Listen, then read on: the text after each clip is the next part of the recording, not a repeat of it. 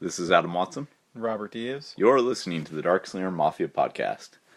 So, I have a question for you, as someone who doesn't very often buy comics. All right. You borrow them from other people more often than you purchase them, so... It's easier that way. Yeah, I'm not saying you don't read them, you just, you don't pay for them. I prefer to not pay for them. But, prior to last year, you pretty much only read in graphic novel form, right? Yes. And prior to last year, I had pretty much switched over to only graphic novel form. But then you started doing a bunch of Comic Cons with me. We both started finding issues that were things that we wanted to read that may not even be available in graphic novel form. They cost like 10 cents to 25 cents a piece. So, the cheapness in us won out, right? It's an easy way to start something, too. Right. So, I actually want to talk for a moment about pricing, okay? All right. And I have a basic question, but I'm going to tell you kind of the story behind it first, okay? So, right. Are you familiar with the comic character, the Max, who used to have an MTV series back in the 90s? The Max. He's a big purple guy. He's got, like, yellow claw hands. No. Big teeth. Okay. Doesn't Well, sound familiar. he was one of the earliest Image characters. I think I could be wrong about this, but I think he was actually the first Image character that wasn't done by one of the founders of the company. He was done by Sam Keith. And he's a really bizarre-looking character. Well, years and years and years ago, it was an Image series, and it was probably the best done of the Image series, the early Image series, in my opinion. IDW picked up the rights to recolor it a few years ago and re-released it first in comic form, then hardcover form. Are you looking up right now? Yeah. Are you doing? Okay. I wanted to see what he looked like. Maybe that would jog a memory, but Okay. it doesn't look like it. Okay. Well, in any case, I haven't been paying good enough attention to what the new releases in comics are, apparently. Because, let's see here. It was almost a month ago now. The week before I went to Sasquatch, I had stopped by the comic shop, and this is definitely not a rant about the comic shop, by the way. Went to Comics Adventure. Great shop in Gladstone, Oregon. If you live in the area and you've never been there, he's got a whole entire room of 50-cent issues, which is awesome. But anyway, I went by there, and I was looking at the new releases, which I usually do when I go into comic shops, but honestly, most of the stuff doesn't grab my attention because most shops only kind of carry, like, the Marvel and DC books. And the only thing from Oni that I ever really see anywhere are in the Invader Zims, which my kids pick up, so it's cool that they have those. They have, 5 to 10 IDW titles at most comic shops, handful of Image, and then maybe a random indie or two, but, and some Dark Horse here and there. But for the most part, it's all like Marvel and DC stuff, right? And to be fair, I'm not interested in most of the stuff that the publishers I just named off release either. Or if I am, it's something I'm going to pick up in trade paperback form, right? But on the racks, I saw a new issue that I didn't even know was coming out that was Batman the Mask. Or Max. So it was a crossover between the two, right? And that had you all giddy. Well, yeah, because this is a character that while he saw publication in the new representation in the new hardcovers in the recolored single issue format, there hasn't been a new story for this character since, 96, 97? Something like that. So, we're talking about a long time without any new material. Yeah, it's quite a long time. Yeah, and I really, really love this character. It's one of my favorite comic superheroes. He's not even really a superhero. To call him a superhero is kind of a... it was a weird mindfuck type comic that I really liked. But, which you would probably actually enjoy, by the way. Sounds like something that's a little hard to track down. Not in hardcover form, it's not. Well, pick it up and I can borrow it. And if you look through the 50-cent boxes over there, you'll probably find at least a couple of the random, like 1, 2, 3 from the original Image line. In any case, I saw this, and I really wanted to pick it up, but I was on a tight budget that day. I just need to get, like, bags and boards for the show, right? And it cost $5 for the first issue. So I looked at it, looked like it was going to be a 4-issue miniseries. So when I got home, I look it up, and I go on Amazon, because I figure, they're going to have the pre-order prices on quite a bit of stuff. and it lists the pre-order for the hardcover, which is coming out in May of next year, which realistically is not that far off. No, that's pretty quick coming up. Right? And the hardcover is $24.99. And each issue of the miniseries past issue number 1 is going to be $4. So I could spend, if I'm paying full price, a total of $21. Or I could just wait for the hardcover, which is going to be the version I like more anyway, and pay $24.99. Because they've decided to already, release the fact there's going to be a hardcover. So if you want to wait, if there's some ambiguity there, then people might be more likely to pick it up in single issue form, But that being said, I probably would have picked up the first issue anyway, just so that I could read it now and at least see if I like the crossover or not. Because you never know, something that looks really, really good or, that you've been waiting for comes out, you end up hating it. You never know. Covers are deceiving. Covers can often be deceiving. And so, especially in comics. And books is kind of the opposite way. Sometimes the shittiest covers are the best books. But yeah. Anyway, the whole thing is when I saw the $5 price point, it's for a book that I'm going to assume has about 22 to 24 pages worth of story. That was just too much for me to spend on a mainstream title.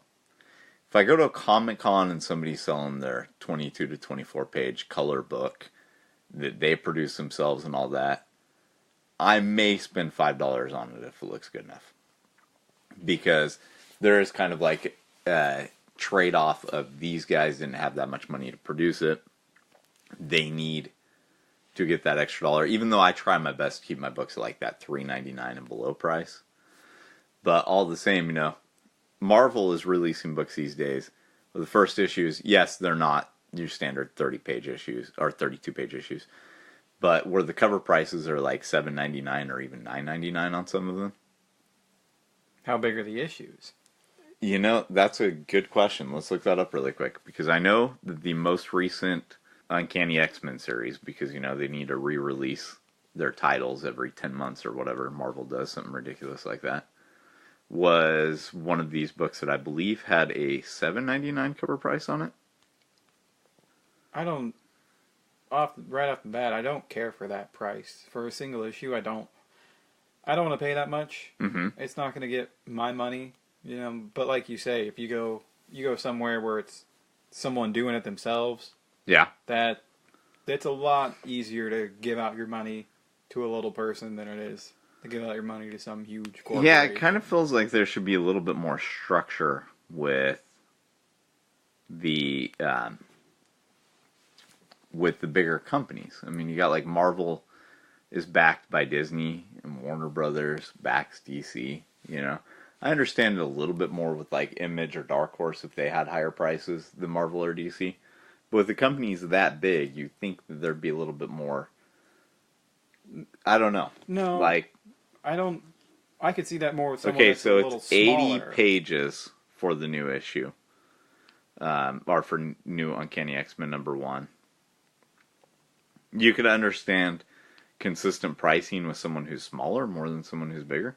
Well, like if Holy shit! Why is that issue $450? So apparently there's a limited 1 for every 500 ordered retailer incentive that they think is worth $425 on Lone Star's website. They have 2 of them in stock. I bet they ordered 1,000 copies of this and are trying to make all their money back off it. So this came out in January. Cost $7.99. Let's see if it's a 10-part weekly epic. So it cost $7.99 for the first issue. And it's coming out every single week for 10 weeks. at 80 pages. I don't know. I'm looking into that. Is 80 pages a lot? Like, what's the 80 standard pages graphic novel? really depends, because a lot of times when they do 80-page giants or something like that, your standard graphic novel is about 96 pages to 112, somewhere in there. But a lot of times with 80 pages, they will actually do reprints in them. So it'll be like the main story and then 22 pages of a reprint from something, they published 20 years ago or whatever. I'm not saying that's what they did here. I actually don't know. but it's 80 pages for $7.99. But then the really weird thing is if you look at the second cover, it says 72 pages. And then the third cover says 72 pages. So I'm actually really confused on if this is 72 pages or 80 pages. So 1 through H, or A through H, A through I. Okay. Wow, they have a lot of variants to this. Well, when you go and you pick up a single issue of a comic, I feel like you're going to see pages of advertising, too, inside it. Oh, yeah, that's why normally it's a 32-page book with 22 to 24 pages worth of story.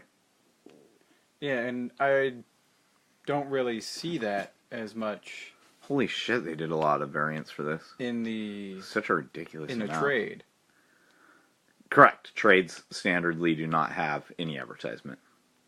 I think the only advertisements that I've ever seen in trades are the order sheet in the back. It's like, we also publish this, and here's the order codes for it, for bookstores or Diamond or whatever. So the second issue of that series has a $3.99 cover price, and they advertise it as 28 pages on Lone Star. I think that a company that's not quite as big as Marvel, that they would have a little bit lower price right on their comics, but it seems like your standard massive company to have a higher price. It's what you are. You know that your brand apparently can demand this price, especially when it's so hot right now. Yeah, but when I go to see the Avengers in theaters, not that I saw the most recent one in theaters, but when I do, the ticket to go see that doesn't cost any more than it does to go see the new Halloween remake. True. They're not... Well... I mean, what are you comparing that off of? Depending on if some theaters, yeah, there's fluctuation in prices. There's fluctuation at that theater. There's not fluctuation based off of what the company that put the movie out told them that they had to charge. True, but there are a lot of compliance that theaters have to do to get the movie. Yeah, of course. And they're leasing the movies. Yeah. Yeah, I understand all that. But I'm basically just wondering what you're basing it off of. That a company that would be bigger should charge more. Not that they should, but or that they can. Because people will pay that price for that name. Look at high fashion and shit like that. Look at Apple. Apple charges out the ass for any one of their products. Yeah. I don't disagree with that fully. I don't think they're worth their money. I do. See, people think that Marvel is worth their money. Yeah, to a degree. Sales figures don't really show that. Doesn't matter. If it's getting picked up off the shelves and... Well, what you just said hits on it right there. If it's getting picked up off the shelves. But they don't fully need the... I understand. Movies and comics in that company are divided. Mm-hmm. But one's going to make up for the other and help push a little bit one way or the other. That's a general misunderstanding of Very well could be. How businesses run and work, especially a corporation. But maybe they're making a bet that you can do loss leaders within a corporation, especially if you're looking to build up with like IPs. If you're looking to use something as kind of an incubator for ideas to have them for another sector. Sure, it can totally work like that, but there are instances of some of the most popular characters starting out outside of comics, so too. X-23 first appeared in X-Men Evolution. Yeah. Harley Quinn first appeared in the Batman animated series. Mm-hmm. They could create new characters for the movies or TV shows, and they'd be fine. In fact, they do it. Gifted has one of the main characters, Eclipse. He's made up for the TV show. He doesn't exist within the comics. He will, though. I haven't watched that. He'll exist within the comics because he's popular in the TV show. And it's a really good show, by the way. I like it a lot. But it can really help.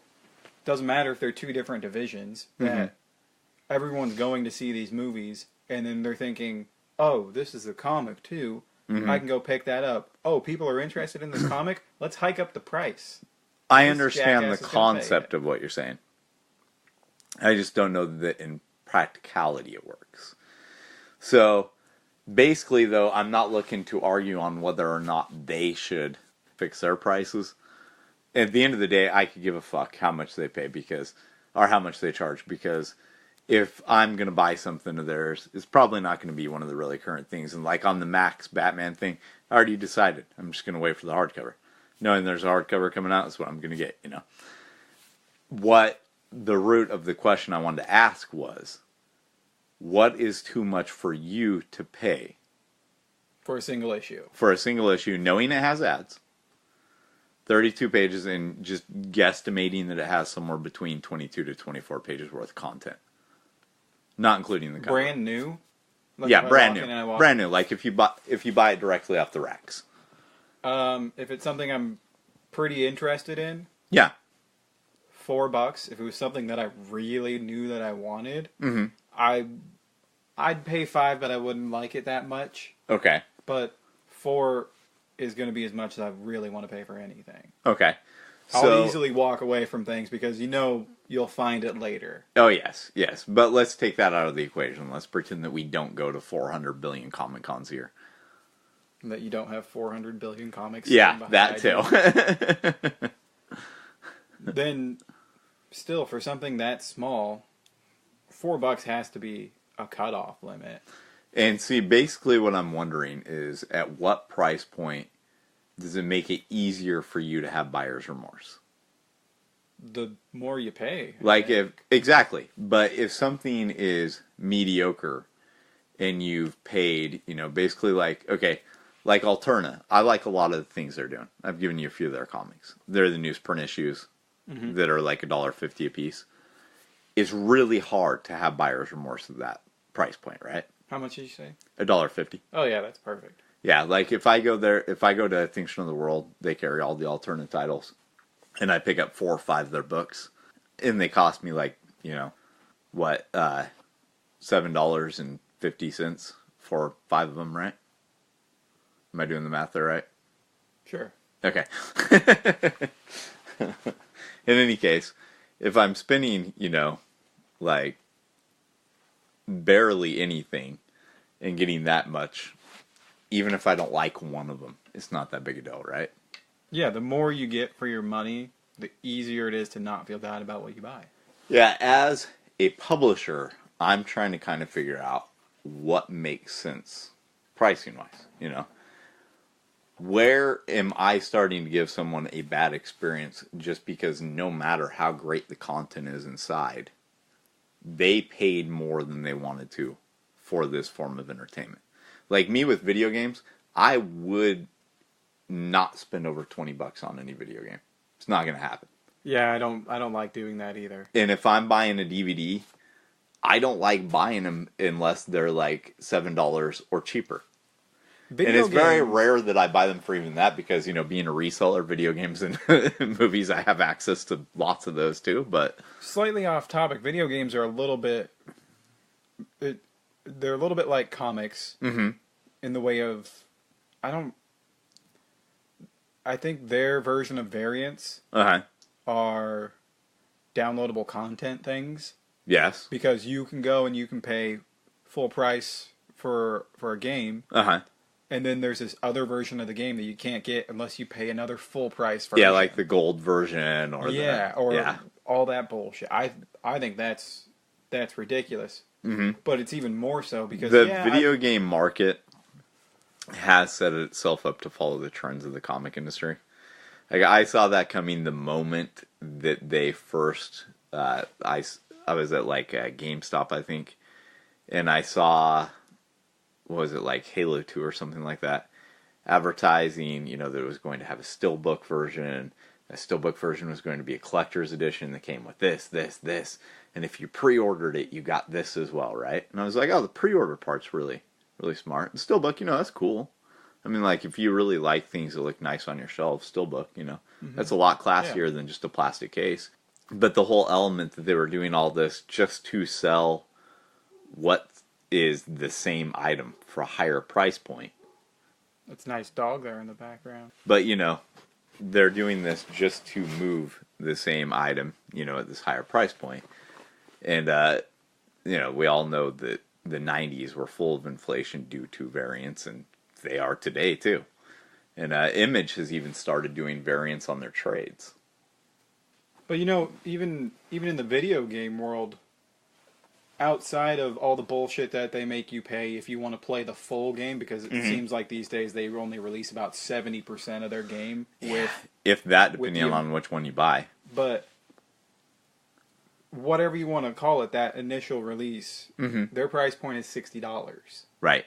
That's what it seems to be to me, and then it always moves up to like anywhere from $80 to $150. Games that cost maybe not 150, 120.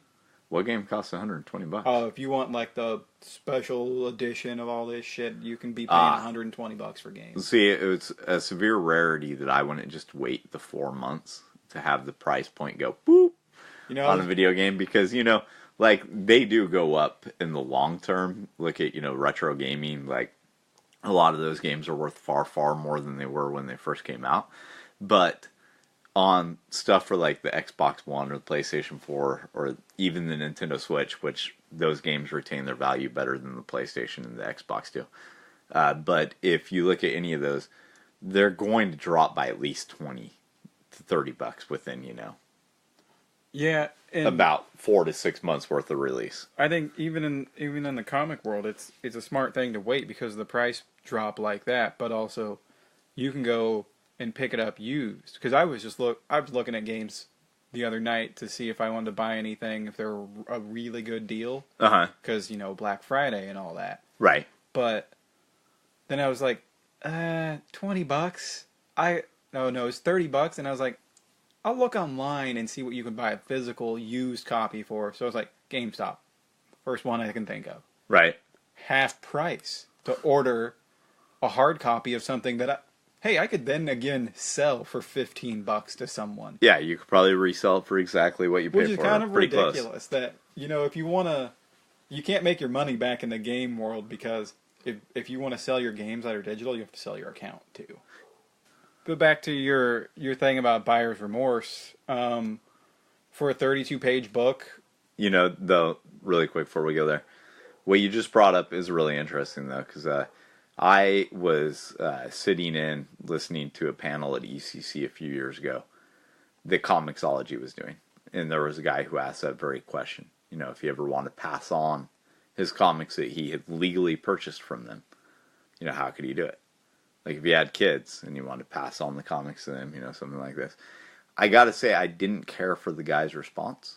Who responded. But then again, I don't think he was a very good representative. I had met other guys from Comixology, and I think he was probably the worst representative I've met of theirs. But he had stated that the guy wasn't ready for it. That was his whole response. It wasn't some solution or, yeah, that's something that, we would like to know too, or, we're working on this, or any sort of pat answer, that somebody that's good at speaking to crowds would know to say. Instead, this guy just looked right at the guy and goes, you're not ready for this technology. Blizzard just had a problem with someone saying something kind of like that at E3 or whatever the gaming thing is. Yeah, it's E3. What'd they say? They were doing a presentation for probably all their stuff, but this was mainly Diablo. And it was about a new Diablo game and getting released for mobile. And there were these people there, because, there's always responses and questions from the audience. And one person was like, do you have any plans to release this on PC or PS4? Because they have Diablo on there too. And they took a second. Actually, I don't even know if the guy took a second, because, they think about all these things. They're like, currently we have no plans to move this to mobile, to move this outside of mobile. It's not what we're thinking. None of that, blah, blah, blah. And then the crowd gets a little huffy, and they're like, oh, no, booze. There's some booze in there. And then there's like 3 or 4 people on the stage. And one of the guys was like, don't you guys have phones? That was, in that sort of inflection, was his response to his audience. So, not, why aren't we making something in the method that you all clearly want to purchase in? Yeah, or not like, well, pretty much everybody has phones or some sort of thing Right. to play off of that. Even when, because you already told people you weren't going to make it for anything else, so ease into that response. Right. Don't just blurt out stupid things. I do, though. I think if you're a company, you should pay attention to the format people want something in, you know? Yeah, Like right now, there's a lot of outcry for Cobra Kai to be released on DVD and Blu-ray, right? And YouTube is claiming that it's going to stay a YouTube premium show forever, right? Which is ridiculous. You know that's not true. You know, sooner or later, they'd be leaving money on the table. And at the moment, they're just trying to get subscribers to YouTube Premium. And that'll last until YouTube Premium dies or, you know, actually gets a lot more content on it than just Cobra Kai, one of the two. But in any case, you know, they'll do it sooner or later. Netflix released all of its shows on DVD and Blu-ray sooner or later. They'll follow suit on that. But did they do that? yeah, you can go buy Daredevil, Stranger Things, all those. I guess that actually the case for Stranger Things is really cool because it looks like a VHS tape.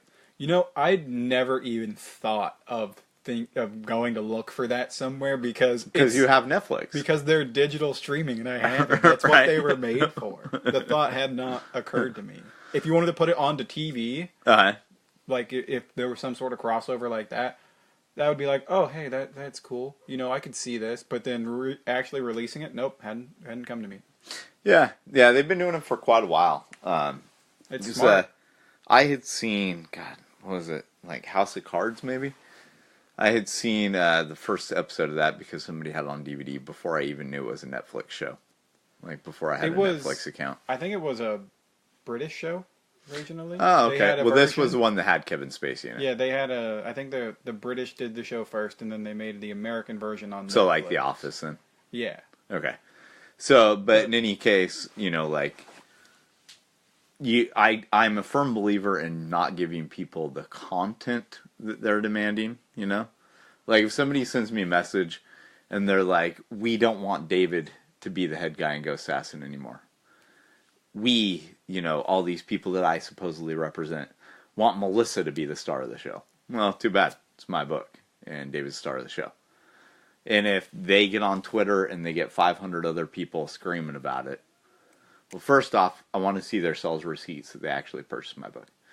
Because, you know, don't even be bitching at me about what I create if you don't buy what I make anyway. Fair. But number two, and, you know, if you are buying what I make, or you have an intention to, then I'll listen to your comments, for sure. But I'm not going to listen on what my character should do, how I should do this, who should be the head of my title, anything like that. Like, I'm the writer. That shit's up to me. But I'm a fool if somebody messages me saying, hey, you know, why isn't this comic on Comixology? And then they get on Twitter and there's 500 people demanding that it be on Comixology, and I don't present it in that format. I'm leaving money on the table. Why would I do that?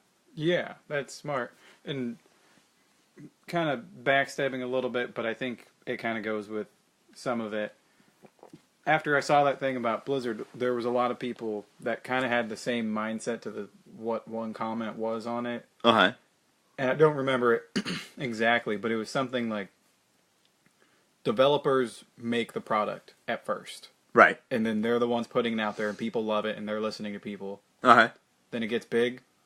Then it changes hands, and it becomes sales and marketing. And they're the people that do everything. That makes sense. And they leave out the devs who are listening to people. So there's no communication between those two. One's about making something, the other's about making money. Okay. From what I comprehend of the way Marvel and DC work, from the industry pros that I know who work for those companies that I've spoken with, that's how it works with the trade paperback market as well. So, you know, when it comes to the individual comics, editors are really, you know, they're in there in some fashion, although they really need to be in there checking spelling a whole lot more than they have been on the recent titles.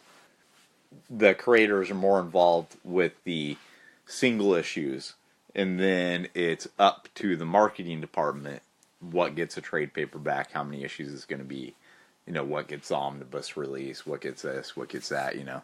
That That does make sense because, you're not going to waste the money to compile all these things Yes. if it's not selling. I do think, though, that there is a certain amount of intelligence in, having a conversation between those two departments because, like, you can read something in single issue comic format and be like, oh, that was pretty cool, but the experience of the way the writer meant to do it was in graphic novel form. And they were kind of telling that story that would be collected as 6 issues, or 12 issues or whatever. And a lot of times they'll cancel these titles and relaunch them at like a new issue number 1 or whatever half the time. But they'll cancel them at like 6 issues, right? And it's kind of you should at least see if the first trade is moving before you decide to just totally do away with the whole line altogether, Maybe, but it might be infeasible to try to do that for everything that you're slinging. Agreed. But it is the way they operated in the 90s. They're probably a bit too selective in things that they do that with these days. I think so. I don't think that, all the sales figures are there before a lot of things are looking at and taken into account. And like you talking about how the movies will make up for this and that. I see those as two completely different departments of a corporation. And so what I think is, the single issues in the graphic novels and the omnibus editions and all that, that's all the same department. That's where, you may not be making a lot of money off of, like, let's just go back to the 90s here for a minute, like Sandman, when Neil Gaiman first got that signed with DC. Back then, it was a known fact that DC would give something like 2 years to any title for it to take off, right? So that's a long time. It is. You basically had, or maybe it wasn't 2 years, maybe it's 12 issues. I think it was 12 issues, so 1 year was worth of publication.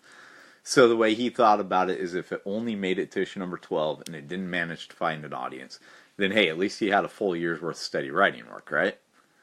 Which isn't a bad way to look at it, really and truly. Yeah. But, Sandman became one of their biggest selling graphic novels. They've released it in several different formats and released new versions of it all the time. Like we have not seen the last representation of Sandman yet, and it'll be a long time before we do. In fact, they're doing the whole new Sandman world right now. I saw the books for that the other day. It's a really cool world. It is. And I finally started getting some more time to read lately, and so I read something in Sandman Universe just the other day, actually. And it was good? It was pretty good. It wasn't, it was in the universe. It wasn't something Neil Gaiman wrote. It was a 3-issue prestige format series, which means that they're the square bound, glued together like a graphic novel, but they're really, they're like 48 or 56 pages instead of being like a really big one.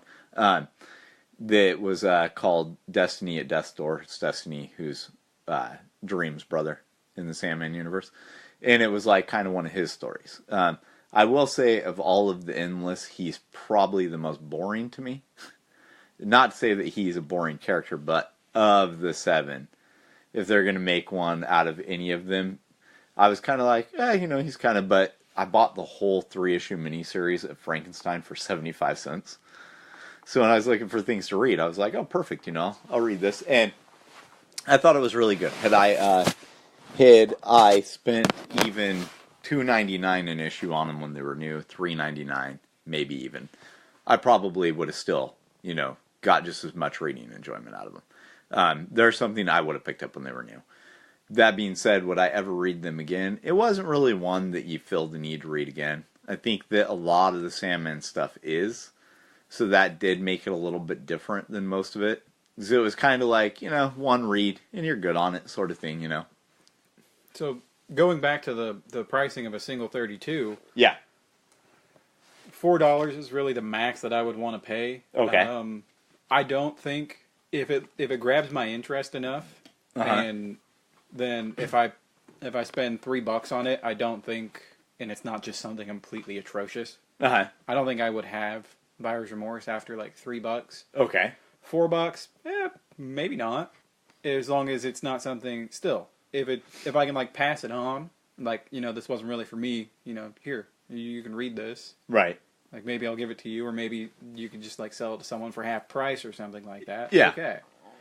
$5 starts to be a little. If I'm not satisfied with this is ridiculous. I paid you $5 for this piece of junk. Yeah. Unless it's some random thing from some little person that I just picked up, and they're charging a little bit more because they have to put a lot more work into it and a lot of their own money into it. Yeah. It's a lot easier to not have buyer's remorse. I don't want to that. be charged for that too much either. Yeah, there's definitely a point where you're overreaching your boundary. Yeah, I will put some money in on a Kickstarter, because I really like the heart of what the people are doing, and they're working so hard. Like, I have a whole thing where I've never actually purchased a digital comic outside of Kickstarter. Kickstarter is the only place. Oh, and I think I might have purchased like 2 of them on Indiegogo. But I never have. Crowdfunding in general is a thing where I'm willing to, pay like the $2 for a PDF and get the digital book. But other than that, I've read freebie digital books, but I've never actually purchased one. That would be the only way that I would purchase one. I do not like digital comics. Yeah, I don't either. And so, I don't mind helping with the support a little bit that way, but I kind of think like platforms like Kickstarter and Patreon and all that, that's where you kind of go to get the support to help make this thing from the people who understand that's what they're doing. Mm-hmm. By the time you take it to the Comic-Con, you need to have, or the comic shop or whatever, you need to kind of have your price points flushed out, and you can't say, well, I'm charging, $6.99 for this because it took me 500 hours. At the end of the day, it doesn't matter if this took you 500 hours and it took the guy who's across from you 120. If you're charging $6.99 and he's charging $3.99 and your products look like they're of equal, value and they're of equal interest to you. Exactly. Then you're going to go with the guy on that side before they come to you, if you're charging that. And I have a lot of friends who, when you ask them, why is this book this price? They'll say, well, it took me this amount of time, or I put this much money into it, yada, yada, yada. I'm like, well, it sounds to me like you need a better marketing strategy to sell more copies of it. And that's basically what I'm kind of talking about tonight is, I try to pay as much attention as possible to everything going on in the comics industry. Past, present, and hopefully, see some future trends. I have been interested in playing with various printing options for a long time. Like I have all of the single issues I've done. I've done a graphic novel. I want to do a hardcover. I still very much plan on colorizing the first arc of Chronicles of Von Helsing, releasing it in a hardcover edition. I think that would look really nice. I think it'd be a really good presentation for the book. Later on, releasing a softcover version of that, and when I have enough volumes of Chronicles of Von Helsing, I want to do an omnibus of it. Doesn't mean I want to do an omnibus edition or even a hardcover edition of every single thing I release. But I'm looking at all these different delivery methods, and, I now have 2 ongoing webcomics, El Bovine Muerte and Little Lame Mime and the Mini Slingers, which are 2 kind of, related webcomics.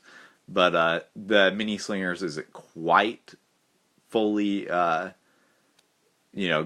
yet. It just got, 5 updates for Halloween. And then we have 7 or 8 that I actually need to start posting because they're set to run through Christmas time. And there might be a few times this month where I do 2 in a week instead of 1. But whatever the case, I have 2 webcomics now, so I kind of have like this free delivery method for these. And then, Ghost Assassin, Chronicles of Von Helsing, all those come out in single issue format. I have a few books that I have written to come out in graphic novel form, but as I'm looking at things, I see like Marvel and DC who are regularly releasing these books where the first issues cost $5+ a piece. Image, honestly haven't been keeping up with their price points on stuff like that. I do on their trade paperbacks, not their single issues. And I guess that's just because it's such a rarity for me to pick up one of their things in single issue.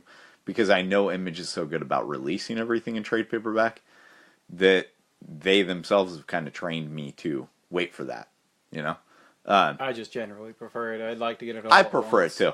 Yeah. But I don't look for hardcover or omnibus editions of hardly anything. Mm-hmm. I've never actually looked for an omnibus edition of anything Hardcover, I don't even bother. The price point's too high for something brand new. It's the same way with like a written book.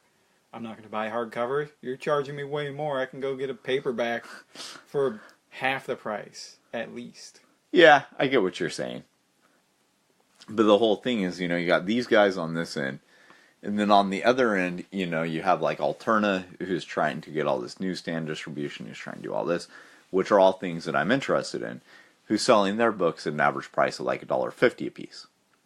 And they're on what is considered to be a cheaper grade of paper. Although, it's kind of up for debate, because newsprint is a cheaper grade, but if you look at most of the Marvel comics that are coming out these days, it looks like their pages are printed on really, really cheap magazine paper.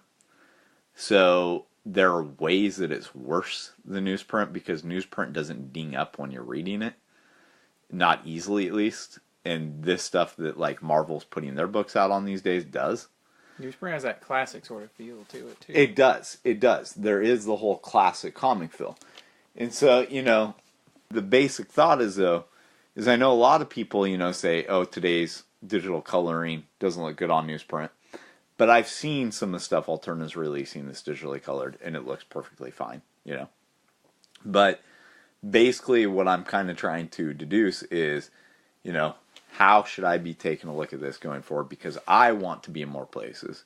And I've got my comics places other comic creators never ever have. I've had my comics being sold at tattoo shops and tattoo conventions. And, there's been a lot of that kind of stuff in my career where I've been able to experiment with this weird sort of stuff just because I'm my marketing and sales department. And if I'm at a tattoo parlor getting tattooed and, I have a good relationship with my artist, I can be like, hey, can I leave a stack of these for you to sell? I can do that. There's nothing to stop me from doing that. If you work for Marvel or DC, there's a lot more stopping you from doing stuff like that. So, we have a lot of power as independent creators in that we can do whatever the hell we want with our products. Not just our characters, but our products. And that's something that I don't think a lot of people think about. Because they think, oh, I can do this or that with my characters, but they don't think I could do literally anything with the products if I wanted to. If I want to make a comic line that's just making comics of people's lives to give away for free at their funerals, I could do it. So you're kind of thinking about the price points moving forward and what people are willing to pay for things and that sort of stuff. Exactly. Well, exactly. If I walk into a shop and if I don't know you and I don't know anything about your company, I see your logo there in the corner of your book, and I pick it up. If I see $5, I'm probably going to put it down. Fair enough.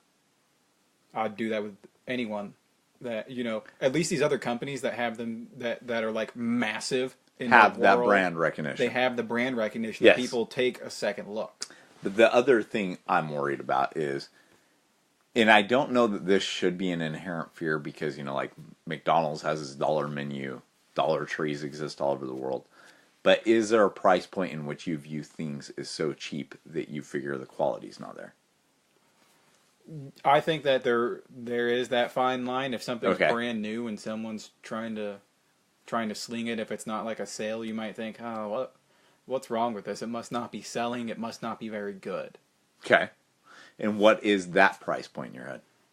I don't know. Like if you see a brand new thing and you might start to think if something's like $1, you're like, oh, is this not selling? And you might ask like the front counter, be like, well, what's up with this book? Why is it $1? They're just like, that's just the price that they sell their comics at. You'd be like, oh, cool. I'm going to take it. Okay. But if they're like, they're just not selling, so cheaper price, maybe people pick it up. Then you still have a chance at, I'd be like, well, okay, it's only $1.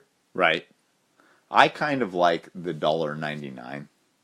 $1.99 is a great price. Or like, no one has change anymore, but like $2.50. Oh, hey, $2.50 for this little comic book? Hell yeah. When I was 18, comics standardly cost, or not even 18, like, I'm going too old, 15 to 16. So when I bucked hay the most, comics standardly cost in between $1.50 to $1.99. And do you remember Century in town? Oh, yeah. Okay, when Century was in town, they actually had a whole comic island in their magazine racks. And back then, I think there were like 8 or 10 X-Men titles on any given month. And that's what I did, was X-Men, right? I purchased all of them that I possibly could. And I would go buck hay all day, and at the end of the day, I could walk over to Century and buy every single X-Men issue off of 1 hour that I worked, basically. 2 hours that I worked, something like that. And still have plenty of money left over the rest of the week. And I do think that there should be kind of that, like, we talk a lot about the kid market in the comic community, and comic creators talk about it a whole lot more than they like to believe they do, because, there's so many comic creators go on and on and on about, stupid stuff about how kids don't read comics. Number one, totally false. Number two, most of the people who are saying that shit don't even have kids, so what are they basing that off of? Yeah, I know plenty of people that have kids that read comics. Yeah, so do I. Yeah. And that's what I'm saying. Like, a lot of these comic creators that you hear saying this, you talk to them and you find out they don't even have a kid. They don't even have nieces and nephews because they're only child. Even you're people, like, what the fuck are you talking about? Even people that you don't know, that I know that have kids, like people that aren't associated with any sort of comic style stuff. Right. Their kids read comics. Yeah. Well, the whole thing is, like, we talk a lot about kids, and there's that whole market that's like, SpongeBob comics, My Little Pony, this and that, the Powerpuff Girls, and it's all stuff that's kind of aimed at the younger demographic, right? And then you have, like, the stuff that's kind of, you don't know if it's straight up adult or what it is. But there's not a lot of price points and everything that are friendly towards the kids that are old enough to be buying stuff on their own. Their parents aren't going to be paying for everything for them anymore because now they have summer jobs and they have this and they have that. They still want to purchase this kind of stuff, Thinking about that, like, I never really thought about it, but in these few minutes, I started thinking about, why do I want it to be under $5? And I think part of it is, one, because I'm poor. Right. Two, because, when you're a kid, and even maybe nowadays, $5 is its own bill. It's its own thing. But, right. The change in your pocket that can be $4 is $4 single dollars. That's the change in your pocket. Right. You're willing to pay the change in your pocket to get something that you think is going to be good. You're not willing to pay this whole one piece that's worth more than the change in your pocket. Maybe that does make sense. I never thought about it. Maybe I'm just talking shit. I don't know. Maybe. But to me, if I'm only giving up the change in my pocket, okay, yeah, you got my money. Okay. Because you interested me. Simple as that, maybe. Yeah, that is pretty simple.